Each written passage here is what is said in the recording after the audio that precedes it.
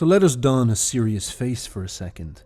There is much that we do not know about the world. We do not know how we got here. We do not know where we go when we die. Some say nowhere. But they are usually insufferable midwits. All handsome people throughout history have said we go somewhere. The Druids sing that we are reborn. The Greeks teach of crossing the Styx. The Norse told us of Valhalla. The Christians preach of ascension. Yet all say that our lives have consequence. They say our hearts are weighed against the feather of truth, that our blunders upon the path of death can lead to ensnarement. They warn us that our souls can get bound to the world. They say there are evil ones who use the machinations of the mind to ensnare us to this place. This evil has many minions who prosecute this plan. Jargonites, Reddit moderators, and new atheists. All useful idiots to enforce the cruelty and malice of the demiurge. They say great wars take place in a realm we cannot see, where shining angels fight crooked parasites who try to suck the life out of our souls. They say we wander naive through this world, a prey animal who is always being watched but is never truly aware. They say that some can see this drama, some possess a vision that penetrates through the veil. Such people can experience things that should not be known. And Carl Jung was such a person. And his Red Book is the story of when he saw too much.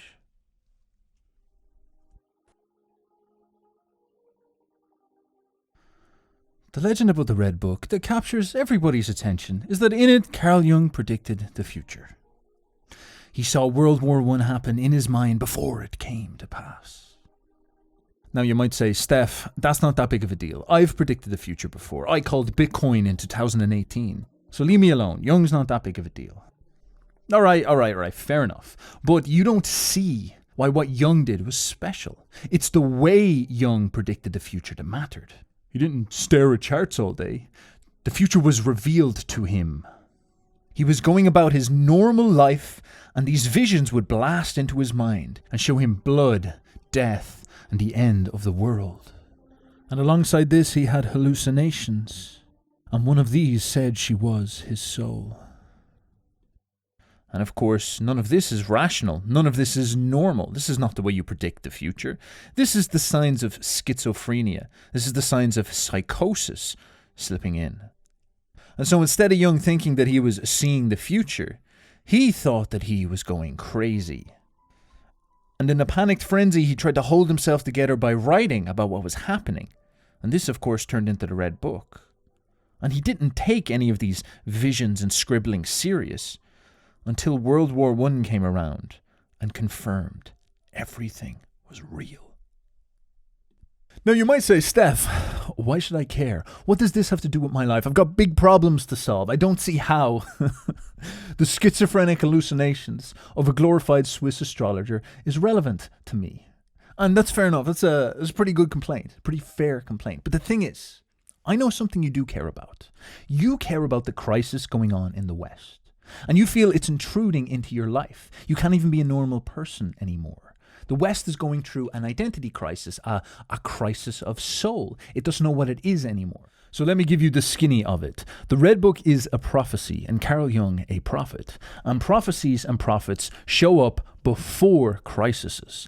And they give us visions that last through the crisis and give the people who go through the crisis a vision of how to get out of the crisis. They give them a vision of the future. Take, for example, the ancient Greeks. In the time of great crisis, we have the consolidation of the visionary works of Homer. And this is the story of the Iliad and the story of the Odyssey that gives the Greek people their moral foundation, their spiritual foundation. It's essentially the Bible of the Greeks. And Alexander the Great, who went on to conquer the whole world, used to sleep on top of a copy of the Iliad. This is how meaningful these visions were to these people. Take Isaiah, who we're going to talk about later. The same situation happens where he offers visions to the people of Israel before they are conquered, and these visions last to this day, even for the people of Israel. The reason why this is so important is because during a crisis, what happens is a people, and we Western people are a people, we lose our soul, and this is exactly what the Red Book is about. Once we go through a crisis, we lose our soul and we stop believing in ourselves. We stop believing in who we are. We stop believing in our history. We stop believing in our stories. Our culture collapses. Our gods die. The twilight of the idols happen, and everything falls apart, and we get all confused, and we start to eat ourselves alive and pull ourselves apart, and we die. And I'm going to show you some examples of people talking about this crisis that we found ourselves in. One of the signs of a great society is the diligence with which it passes culture from one generation to the next. When one generation no longer passes on the things that are dear to it, its heroes and their stories, and its religious faith, it's in effect saying that past is null and void. It's of no value. And cultures that don't do that, it isn't even so much that they die, it's that cultures that don't do that are dead. They're done. They don't have a story anymore. They don't have a call to adventure. And now I began all my studies, my book Sexual Personae began as a dissertation at Yale graduate school on androgyny. I've always been fascinated, attracted to the subject of androgyny, and that's what sexual personae is. I explored it in history. But the more I explored it, I realized that that historically the movement toward androgyny occurs in late phases of culture, okay, as a civilization is starting to unravel, okay, and that you can find it again and again and again through history. In the chapter on culture, I go into this because I think by this stage it is clear that there is not an aspect of Western culture that has not been assaulted at such a fundamental and dishonest level that if you were to continue this game, there's just nothing left. Nothing. Now, the black pill is that you can never gain these stories back once they are gone. Once the spiritual symbols die, once the myths go, once the people's vision of themselves implodes and collapses and the people lose their self-confidence, it is over. You cannot go back. You cannot return. You can only ever have nostalgia, but you will never quite get it in the same way that it manifested. And you have to go forward. Once Rome fell, it could not become pagan again. Paganism was over. That era of history was finished. It had to go towards something radically new, which was Christianity. There had to be a new vision for what reality was. Now, we might be in the same situation. The past might be over. Perhaps even Christianity is over, and we must go towards a new vision. And how are we going to attain that? That is a very scary and difficult thing. This is why we look towards visionaries. They produce for us new possibilities, new ways of seeing the world that allow us to see a path forward, allow us to think of things that we can chase after. They give us an insight in where we can go. Now, a very serious mistake an awful lot of people make about these big crises and problems is that we can all just go onto YouTube and chat and talk and banter with each other and solve these problems. But that is idiotic. That is not how things work. That is a mistake. I am here to enlighten you that this is how people are wrong, because the mob is foolish. The mob cannot understand reality. The mob cannot make sense of reality around it. The people tend to lead themselves into these crises, and it is always grand leaders and grand visionaries who pull us out of this. It is always the exceptional men that push us forward. This is how things actually work. And the reason why this is that during a crisis you suffer from the most ancient and basic human emotion, which is fear. Deep primal fear. If you were in a house and an explosion went off, it was hit by a shell or there was a grenade or something like that, and you were spun into a situation of crisis where there was like dust everywhere and all this type of stuff, what most people do is they panic. And the reason why they panic is because their sensory receptors are getting overwhelmed. There's all this loudness and dirt and chaos going on, and what you do is you hunch over in fear and panic. You don't know what's going on. You can't make sense of what the reality is. You're thrust into chaos and you are confused. And you have no knowledge of what is actually happening. Now, the way this works with people is that in that situation, one person usually will stand up and take responsibility and assert a plan for reality and bring clarity to the situation. They will stand up and say, we have been bombed. We have been shot. Everybody come towards me. Everybody come towards me and hide under the table or something like this. Someone stands up, asserts clarity on the situation and starts to command and lead, starts to give people a plan and a vision for where they can start sorting stuff out. Once everybody comes towards them, hides under the tables or whatever they're doing, they'll be saying, all right, we're 3 stories up, we need to get to the emergency exit and we need to go down. And all of a sudden, this leader gives them a vision for how to escape. And then the leader walks them through the situation and helps them get out of the house safe and sound. And what happens there? All the people, the mob, calm down when this happens. When they get close to this leader who provides a proper vision, they all relax. They were in this situation of chaos where their sensory nervous system and their emotions were firing like absolute mad, and they were panicking and freaking out. It was the most negative feeling that you could have. But the second someone establishes clarity and a vision and a plan, they relax, they calm down, they bind to them. They say, you lead us. They choose that person as a leader. When things get bad enough, you always default to this type of energy. Now, the problem for us is that you and I, us Western people, we are the motherfuckers hunched under the table. We are the people hunched in confusion, and we're scrounging for clarity, and we can't figure it out for ourselves because we're idiots, because we're dorks, because we're all fools running around like a mob reacting to the madness that's going on. But we have nobody who's standing up among us who's got this clear long-term vision, who's able to see exactly what's happening and get a true situational report on what's happening right now and gives a vision to escape out of this. And this is what we're looking for. This is what we need. And of course, visionary prophets like Jung, visionary prophets like Nietzsche, these people provide us these visions. These people provide stable ways that we can deal with reality. And this is why you see people so quickly grasping themselves to internet celebrities and gurus, because those people are asserting a vision, asserting a way forward, and that's immensely calming to people. The thing is that nature has always had a way of solving this. Perhaps this is God behind the scenes working on this. But when a crisis arrives in a civilization, she produces a type of person who comes out and solves the problem. Just like when there's a crisis, maybe a military crisis, someone from the population will stand up and become a commander, become a general. Now, ours is maybe a bit more existential. Ours is a bit more emotional. Ours is a problem with our soul. But the thing is that nature's been creating visionary leaders to deal with this problem for a long time. These type of characters who come up with visions, come up with a way of seeing the future, come up with clarity in our situation, these visionary people, these are known as prophets. And these usually show up quite a lot. But the thing is we never take them serious. We kill our prophets. Now, the reason why this is important, the reason why I'm stressing this, is because the first thing you'll find in the Red Book is a statement by Isaiah. Jung is quoting one of the major prophets from the Bible. So in order for us to get a grip on this, what this means to be a prophet, I'm actually going to dive into the Bible, and we're going to talk about the story of Israel, which leads to the story of Isaiah, which is the opening character of this strange prophetic red book that Jung brings up. So let's dive into the beginning of the story of the great people of Israel. Because you see, the Israelites were an awful lot like you. They were in a crisis in Egypt. They were slaves. And out of them rose Moses, a visionary man who saw a promised land in his mind and gave this vision to the people and brought laws and gave them a plan that they could follow and dragged them out of Egypt all through the desert, right up to the Levant. And tragically, he died before he could fulfill his vision. But the vision lived on. And Joshua, the man who stepped up into this leadership role after Moses died, took this vision of the promised land and charged down with the people of Israel and fulfilled the vision and claimed the land for themselves. And so the people of Israel became ascendant, and they established a monarchy to lead them. And this is where the famous King David came from. And they had huge success. And this success blossomed in King Solomon. King Solomon became one of the wealthiest men who have ever lived. But great wealth has its own secret dangers. It softens you. The people of Israel started to get lazy and arrogant. They stopped treating the great God Jehovah with such seriousness, and they began to flirt with pagan gods from the people around them. And over time they began to fracture and weaken. They started to argue among themselves, and they got confused, and they lost sight of what they were.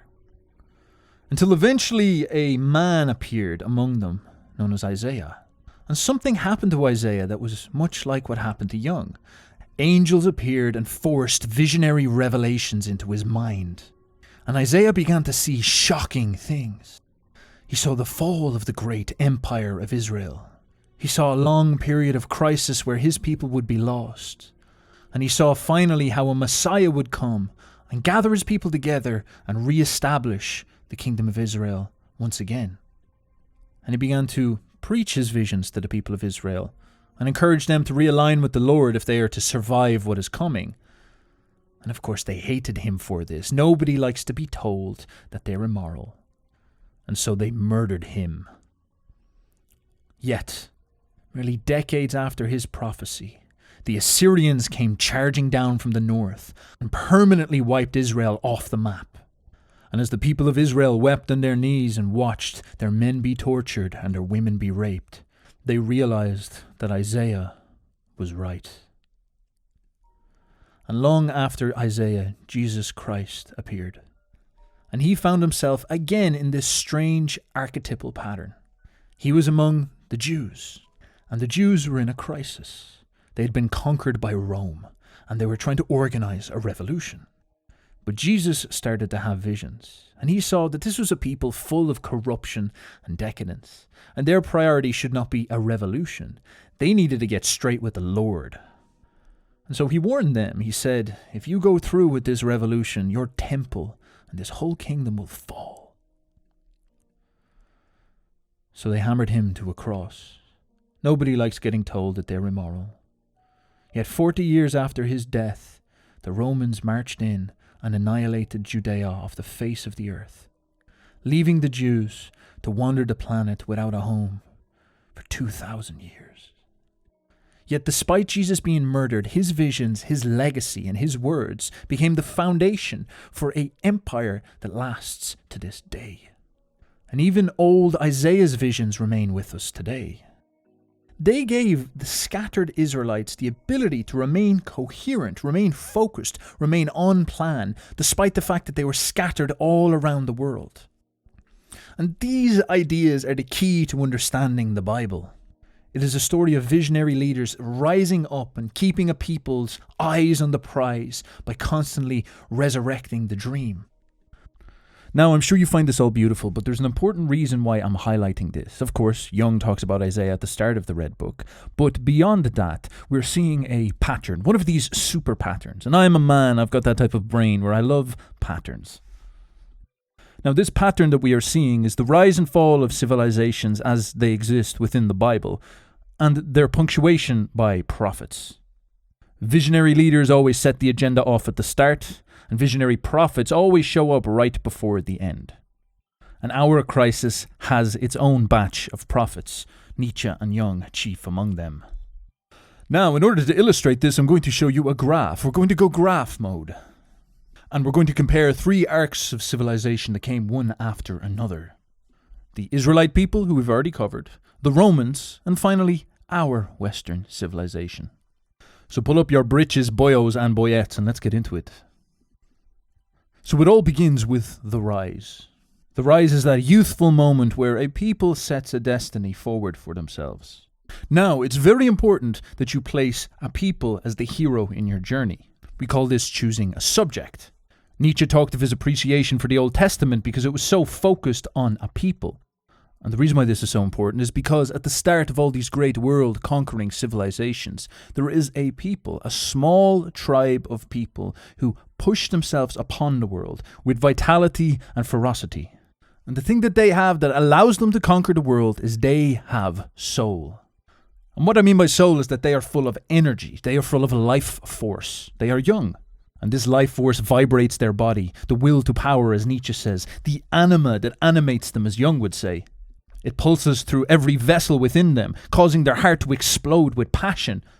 It fizzles in their minds, causing their imagination to explode out possibilities and dreams and hopes for the future. They're like a small group of lads putting together a startup, where all they have is each other, their energy, and their dreams. And here's a mind bender. These people are always godly. They always believe that the power and energy inside of them and the great dreams that they are gifted with are coming from the Lord. Moses, for example, saw himself as being guided by the Lord and made it his project to align his people with the Lord because he knew that's what would keep them vital and successful for all of time. And the great vision of the Promised Land was a promise from God. Never forget that. And think about how little Moses and these people of Israel understood about the grandness of their destiny, the majesty of what was to come for them. Their little story and struggles, their visions and dreams would become the religion for the whole world. The Romans saw themselves as possessed by the fire of Mars, and they stressed that their religious piety was the source of their infinite world-conquering power. And what possessed their mind was a dream that they called Rome. And they believed that this dream city called Rome manifested in their reality with such great strength because they kept Jupiter happy. And again, what is so special about these early stages is how small these dramas must have felt to these people when they were happening. Aeneas escaped Troy when it was destroyed by the Greeks, alongside maybe a couple of hundred people. How did he know that he would found the Romans, who would go on to conquer all of the known world? Or what about these guys? The ferocious German kings who carved up Europe after Rome fell saw themselves as inspired Christians being led on a special destiny by the Lord God himself. And this vision was about setting up a new Christian world order in which it was their destiny to be kings if they remained pious. And none of these mad lads had any idea what was in store for them. They were just spending most of their days running around Sweden, Poland and Germany, chasing after pigs while semi-naked. But destiny had in store for them ascendancy over all of Europe for 2,000 years as the great Christian kings. And this should tell you something about our situation in the West. We are the least godly we've ever been. We've got widespread atheism, thank you very much, Sam Harris. And we find ourselves without vision, without vitality of soul, and with no sense of destiny or a future. But we'll get into that later. Now, the second part of this story is the Ascendancy phase, the fulfillment of all this vital energy into something real. This, of course, was Joshua conquering the Promised Land and establishing the Kingdom of Israel, which was led by David and Solomon up to the peak of their power. And in Rome, this was the great Roman Empire that spread all across the known world. And for the Goths, for the Germans, well, this was them globe-trotting during the high colonial era, when Western man ruled the whole world. Now, this is the moment of peak confidence. They still have that vitality. They still have that soul. They've never had the time and the free time to doubt themselves, to hesitate, to self-critique. They believe in what they are. They believe in their God, and they stand as champions rewarded for honouring their Lord. But the fact of the matter is, nothing can last forever in this world. And all this success brings laziness. After you make $1 million, you're going to start going to nicer restaurants. You're going to start sleeping in. You're not going to work as hard as you did on the come up. And even though you're at the peak of your power, you'll start to make more mistakes. You'll lose that vitality in your heart that got you there. All that free time you've won for yourself will allow you to start to self-critique. You'll become more sarcastic, more ironic, more introspective. After being through all that pain to succeed, you'll start to become more pleasure-loving. You'll treat yourself. And all of this will lead to decadence, hedonism, sloppiness. And of course, this is when the prophets will show up. This is when Isaiah shows up or Jesus shows up and starts to point fingers and say, we've kind of lost track. We did very well to get here by being in alignment with the Lord and having this vital soul burning inside of us. But we're starting to drift. We're starting to worship the false idols. We're starting to get creative with the way we do things. I don't think that's a good idea. And so, as the people around them sink into an identity crisis, as they wander around godless, these prophets, these unique individuals, have to try reconnect with the divine powers and rediscover new visions despite the fallen nature of their peers. For example, just before Rome's fall, there was a great spiritual war for Rome's destiny. Jesus introduced a new vision for mankind. Constantine installed this vision into the empire. Julian the Apostate tried to fight against this new Christian vision and redeem the old idea of Rome. But in the end, the people didn't have the vitality for any of these visions, and Rome fell. But the vision of Christianity allowed Rome to be reborn as a church. What a profound turn of fate. And of course, this is the big idea for you and me, my friend. Because we're living in this current Western crisis, and we are like late-stage Rome. And our visionary prophets are all these German incels. I guess the bookworms call them German idealists, but whatever. Nietzsche, Kant, Hegel, Jung, Spengler, all these sons of the Gothic West. They saw the crisis coming. They saw the fall of the West on the horizon. And so they allowed their visionary minds to captivate them so they could shuttle forward new visions and new destinies. Something that could survive such a collapse. Something that could lay the foundation for the future. But once you see this batch of prophets, you should get very, very scared, because that means the crisis is coming soon afterwards. And of course, this is where we find ourselves now. After Isaiah came the fall of Israel. After Constantine, Julian, and Jesus came the fall of Rome and the rise of the Goths. And after these German incels came 1914, World War I, the fall of the Western world order and the rise of something new. But the final and most hopeful part of this story is that when something old dies, it's merely making space for something new. Great Rome had to become weak and decadent to leave the space for the vital, young and fresh Goths to charge down and take over Europe, to establish Christian civilization and establish the West. These youthful people can only really establish their new orders when a crisis comes around. It gives them an opportunity to take root. And this tells you everything you need to know about our situation. Because I see an awful lot of people cynical and depressed, scared and frightened about the crisis, which I understand crisis is scary. But crisis is opportunity. The West you live in has lost its soul. There's a window of chaos open at the moment. And if you could only find inside yourself the vitality, the creative thrill to leap upon that chaos and assert yourself, you might find yourself on a path towards one of the great destinies of history. But it's essential that you have that fire within. It's essential you have the vitality, despite living in a fallen age. And this is precisely what Jung's prophecy was about. This is precisely what the Red Book was discussing. The Red Book was a story about how to reawaken your soul. All of this paints a beautiful picture for what the Red Book is. It is a story of a man who went to war with his own age. And he went to war with his own age because even in his day, the West was tilting towards a crisis. He was at an early stage that we have inherited off him. We are in a later stage of the crisis, a deeper stage of the crisis. And he found being born in the West, coming out of his people, that he had been infected with many of the diseases that his people had. He was a science dork. He was a Reddit moderator. He was a book coper. He sat down and he did not like himself. He had no soul. He had no spirit. He had no vitality. He was at the end of an old, sterile, rationalistic civilization that had no vibrancy, that had no future, that had no confidence and had no vision of the future and had no vision of itself. And he felt empty. He spent his whole life trying to catch up and be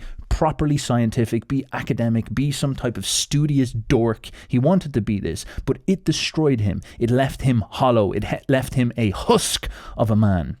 And so he decided to reawaken that vitality within himself. He decided to request that that soul within him would come back to him, would fill him full of life again.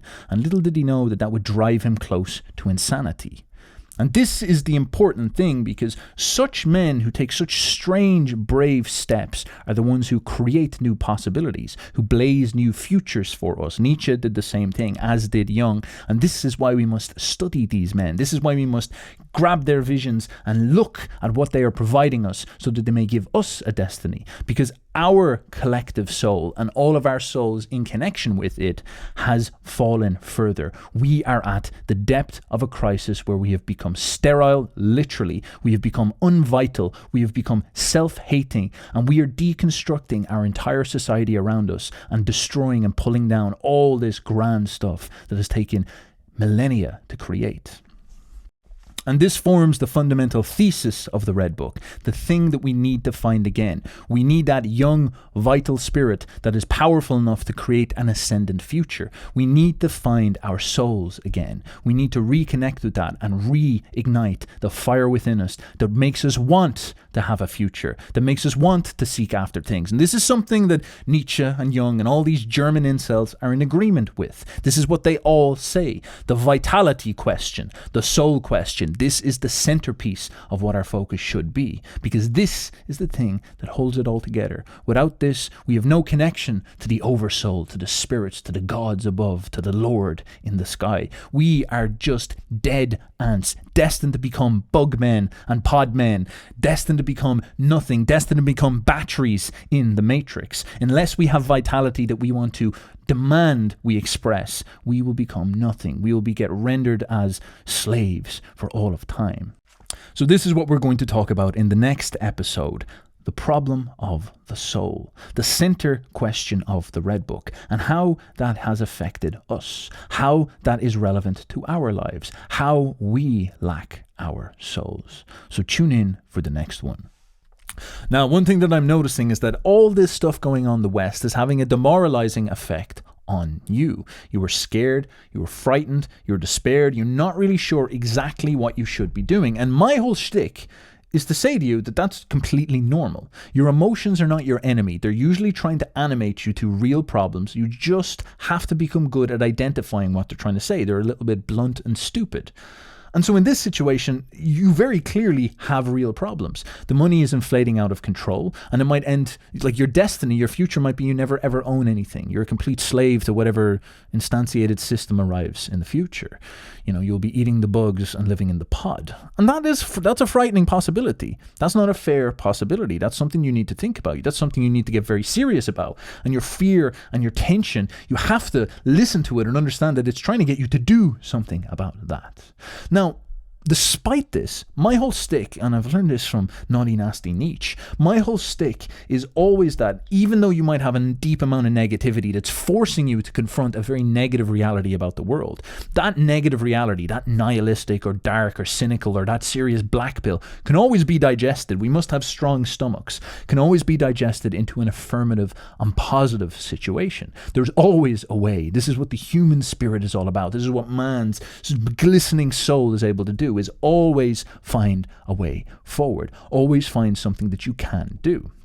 Now, I'm here to tell you that if you're following me and you follow my channel, there's definitely a huge amount of potential that you can unlock. Because if you're in this crisis is the marriage, the sibling of opportunity. There is always something that you can do. Just when Rome fell, that's when the Goths rose up. That when a new vital people exploded into this situation. Right now, with all this madness going on, there's people who are making generational wealth, for example, with the cryptocurrency movement. And fair play to them. They hopped on board of something massively chaotic, massively new, and it's lifted them to ascendancy. And the thing about you is that if you're listening to me, you're following this stuff, you're 20 steps ahead of most of the normies. Most people out there are sheeps. They're just walking into a slaughterhouse. They're not aware of what's going on. And it's kind of tragic, you know. I feel bad about it in some sense, but I can't spend all my time pitying them. They're somewhat willingly, they're like lemmings walking in the wrong direction.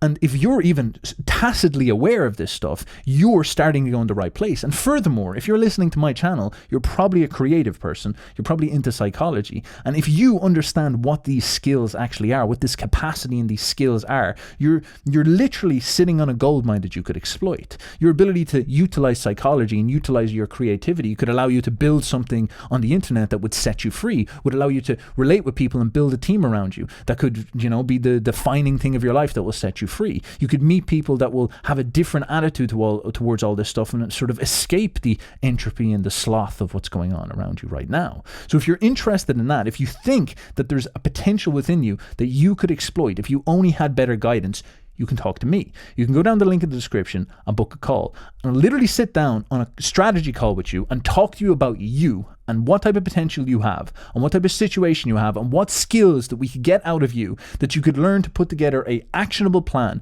that will lead you towards better freedom.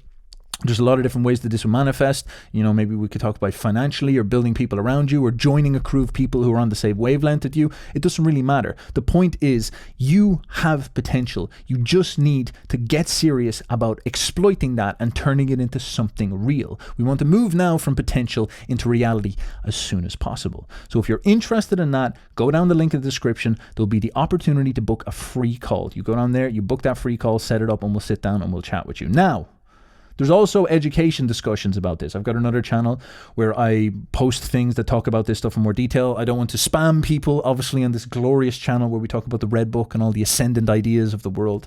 So if you're interested in this and you want to learn more about this, you can go over there. You can check out the videos. I talk about this stuff at great length about how psychology can be transformed into pragmatic skills that will get you real transformations achieved in your life, actual change happening in your life, how your creativity can be turned into a superpower, as long as you understand how to get the most out of yourself. So that is that. Thank you very much for watching. Book that call, check out those videos, and I will talk to you in the next one where we discuss the power of the soul. I don't even know where I'm flexing. Why am I flexing? We'll discuss the power of the soul. Have a good one. Bye-bye.